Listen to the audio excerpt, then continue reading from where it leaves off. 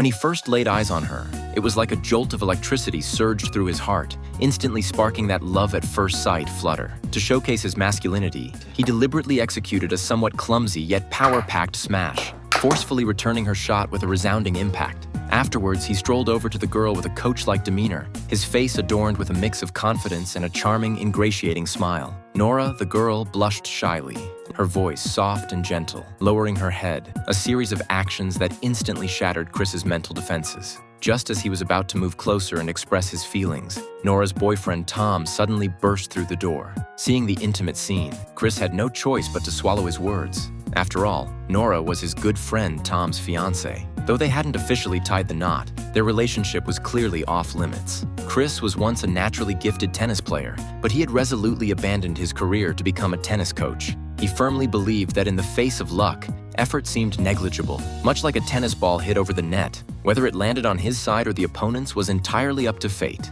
Therefore, he preferred to bide his time on this training court, waiting for a golden opportunity to soar. After all, tennis was a sport of the elite, and those who came to learn were either rich or influential. Chris was convinced that working here would eventually lead to a life-changing encounter. Soon after, the boss introduced Tom to Chris. With similar ages and easygoing personalities, the two quickly became friends. During one casual chat, Tom mentioned an upcoming opera performance and invited Chris to join him in the VIP box. Faced with such a chance to mingle with high society, Chris naturally didn't refuse. He followed Tom into the luxurious theater, not only meeting Tom's parents but also getting to know Tom's sister, Chloe. For Chris, who had never experienced such an occasion, the entire performance was awe-inspiring, and he watched with intense focus. Meanwhile, Chloe, sitting beside him, had long lost interest in the highbrow art and spent the evening observing Chris. Chris wasn't oblivious to her gaze, but he understood that everything needed to progress gradually. The time wasn't right for any hasty moves.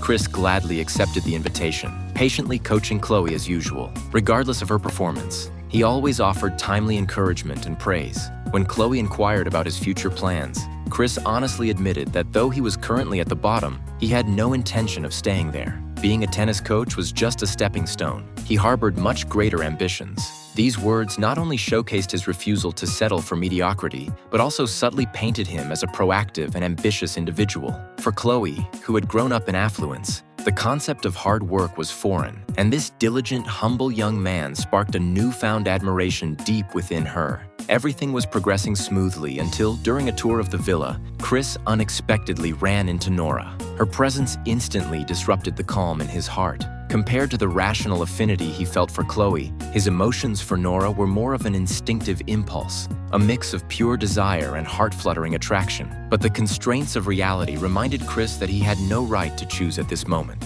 Sorry, for some reason the movie can only be introduced here. Want to see the follow-up? Can be searched for the name of the movie Match Point.